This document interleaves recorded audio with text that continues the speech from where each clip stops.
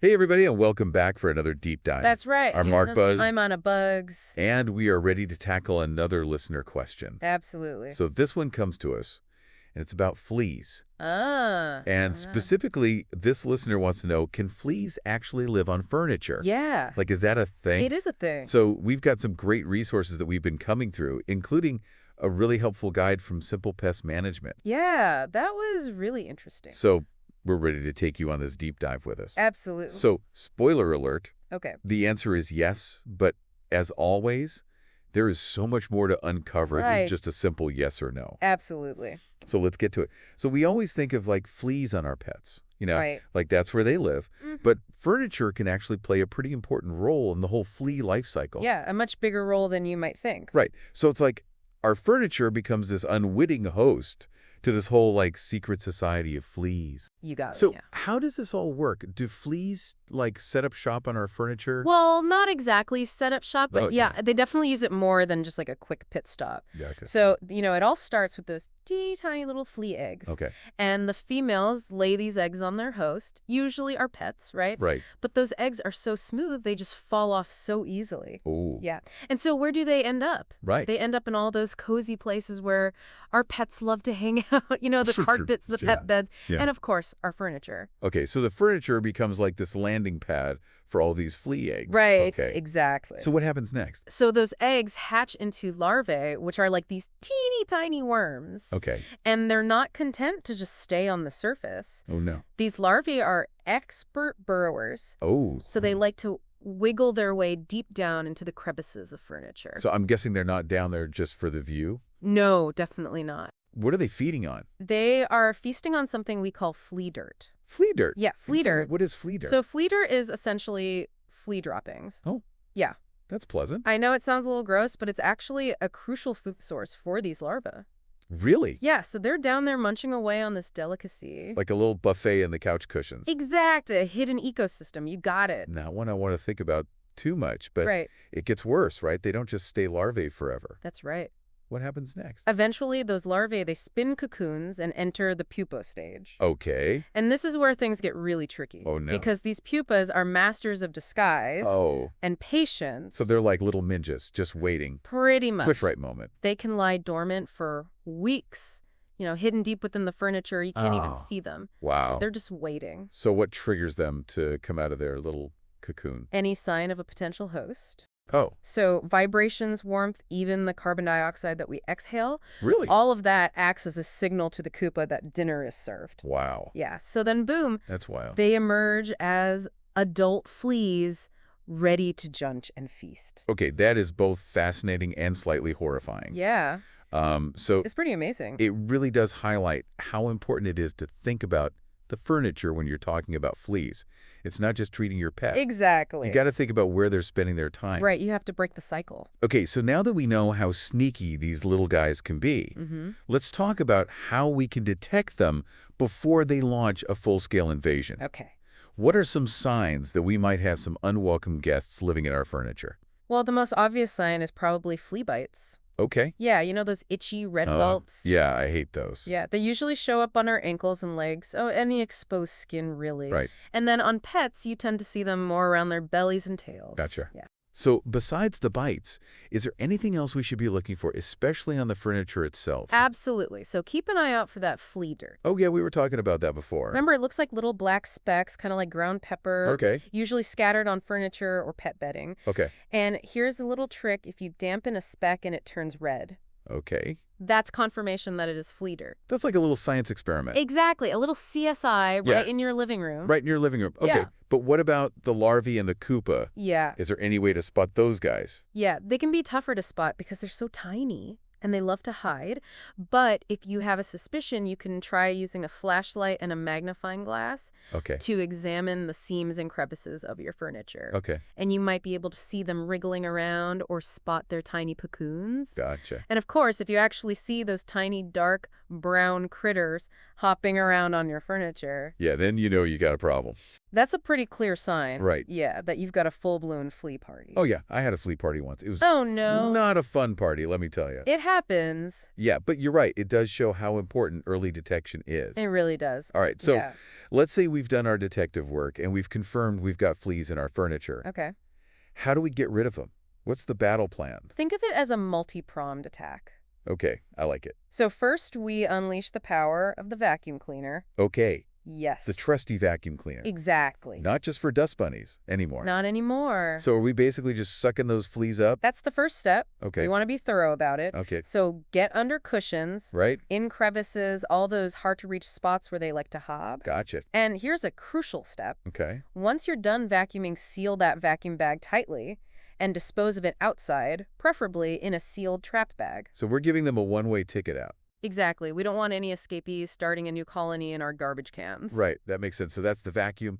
What about for those really deep infestations? Like what if they've burrowed deep into the cushions? Yeah, that's when we bring in the heat. Ooh, Steam cleaning is like a nuclear weapon against fleas. really? Yeah, that high heat is lethal to all stages of the life cycle eggs, larvae, pupae, Wow. even those tough adults. So we're basically giving our furniture a sauna treatment. Pretty much. All right, that's great. But what about delicate fabrics? Is steam cleaning safe for everything? That's a good point. You always want to check the care instructions for your furniture first. Right. Some delicate fabrics might not be suitable for steam cleaning. Okay, good point. So we've got the vacuum, I've got the steam cleaner. Right.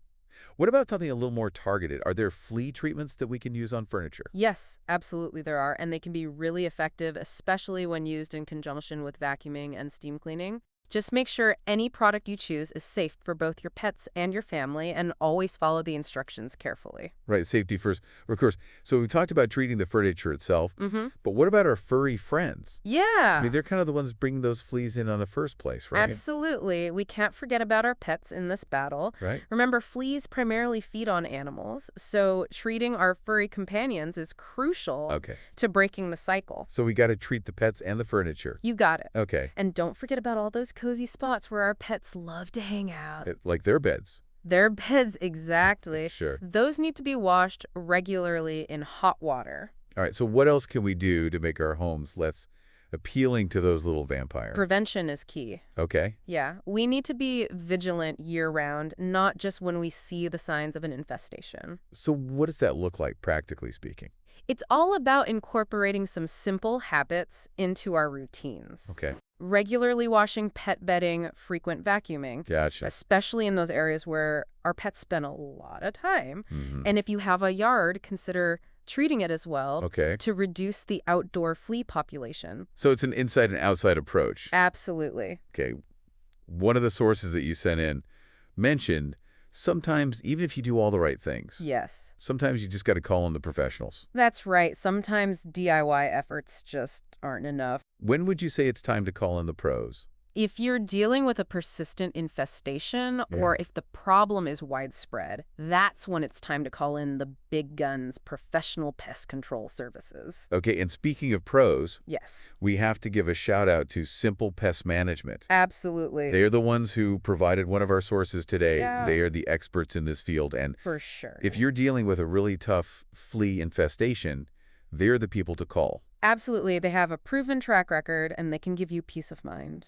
So to recap what we've learned so far, fleas can definitely live on furniture. Yeah, And that makes the furniture a key battleground in our fight against those little guys. right. We've uncovered the secrets of their life cycle, Mm-hmm. the telltale signs of an infestation, and some really effective strategies for both getting rid of fleas and preventing them in the first place. It's all about a multifaceted approach. Yes. Vacuuming, steam cleaning, treating our pets, washing those pet beds. Right. It all works together to create a flea-free environment for both us and our furry friends. And if you need a little extra help, Yeah, we got the pros at Simple Pest Management to back us up. they got you covered. All right, so we're going to take a quick break, and we'll be right back with part 2 of this deep dive into the world of fleas. Stay tuned. Okay, so welcome back, everybody. We were talking about fleas and how to get rid of them, and we've talked about some of the, more heavy-duty methods. Mm-hmm.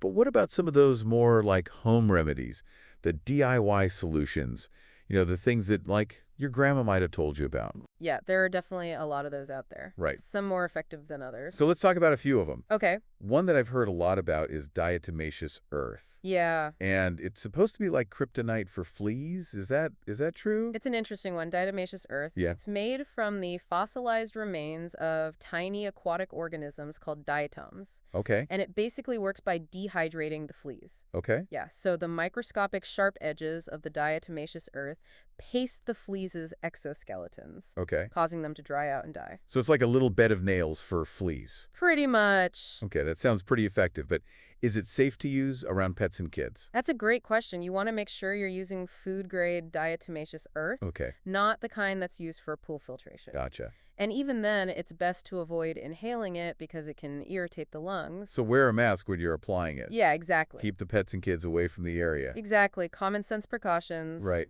And it's important to remember that diatomaceous earth works best in dry environments. Okay, It loses its effectiveness when it gets wet. so maybe not the best for like a humid climate. Right, or areas prone to spills. Yeah, what about some of those other home remedies like essential oils or vinegar solutions? Mm-hmm. Do those actually work? Well, some people swear by them. Okay, And there might be some anecdotal evidence to support their use. okay. Certain essential oils like lavender, peppermint, and eucalyptus are believed to repel fleas because of their strong scents. So we're basically just trying to make the house smell so bad that the fleas don't want to come in. Yeah, you could say that. Okay. The idea is that those scents interfere with the flea's ability to locate their hosts. Okay, but what if fleas like the smell of lavender? That's always a possibility. Right. And it's important to note that the effectiveness of essential oils can vary, Okay. depending on the concentration and the type of flea you're dealing with. Right. Okay, so maybe not 100% foolproof, but potentially worth a try, Right. especially if you're looking for something a little bit more natural. Exactly. What about vinegar? I've heard that vinegar can be used to like create a flea-repelling spray. Yeah, that's another popular one. Okay. The idea is that the acidity of the vinegar disrupts the flea's nervous systems, Okay. but there's not a lot of scientific evidence to support that claim. So more of a grandma's wisdom kind of thing. Yeah, pretty much. Okay. But hey, if it works, it works. Right, exactly. So we've talked about the home remedies, Mm-hmm. diatomaceous earth, essential oils, vinegar, Yeah, all potentially helpful, right. but maybe not as like reliable Maybe. as some of the other methods that we've talked about. Exactly. It's important to manage expectations. Right. And remember that home remedies might work best as preventative measures Okay. or in conjunction with other strategies. All right, so let's shift gears a little bit and talk about climate change. Okay? We talked about a little bit earlier how climate change might be impacting flea populations. Right. We hear all the time about how climate change is affecting everything, the weather patterns, animal migration. Yeah.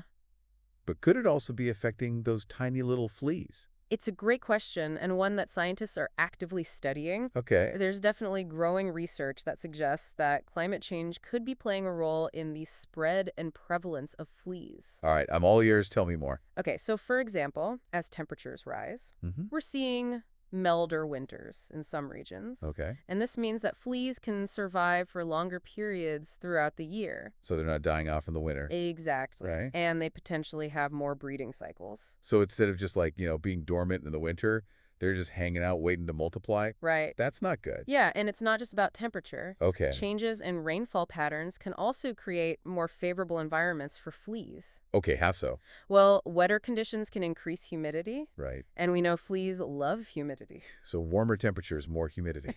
It's That's- like a flea paradise. Right. So is there anything else that climate change might be doing to these little guys? Well, some studies suggest that climate change could be altering the distribution of flea species. Okay. So as habitats change, Mm-hmm. some flea species might expand their range, Oh, wow. moving into areas where they weren't previously found. So we might see new types of fleas popping up in places that they haven't been before.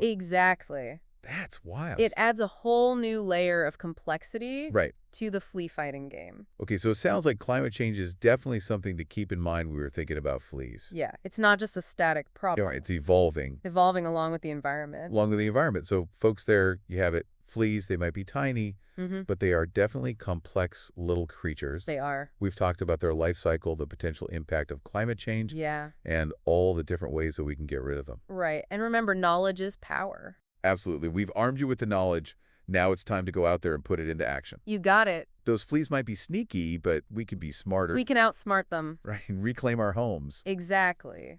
So if you liked what you heard today, be sure to give us a like and follow us for more deep dives into all sorts of cool topics. Yeah, we love getting your questions and turning them into these deep dives, so keep those questions coming. And a big thanks to Simple Pest Management for all the helpful info. Yes, they've been a great resource. Definitely be sure to follow them on social media for more expert tips and advice. For sure. All right, so before we sign off, I just wanted to leave you with this thought. Okay. We've been talking about how climate change is impacting fleas. Right. But what about other pests like mosquitoes or Oh, cockroaches? interesting. Could they be feeling the effects of a changing climate, too? That's a great question. It is something to think about, and maybe a topic for a future deep dive. I'd love to explore that. Until then, stay curious, keep learning, and keep those questions coming. See you next time.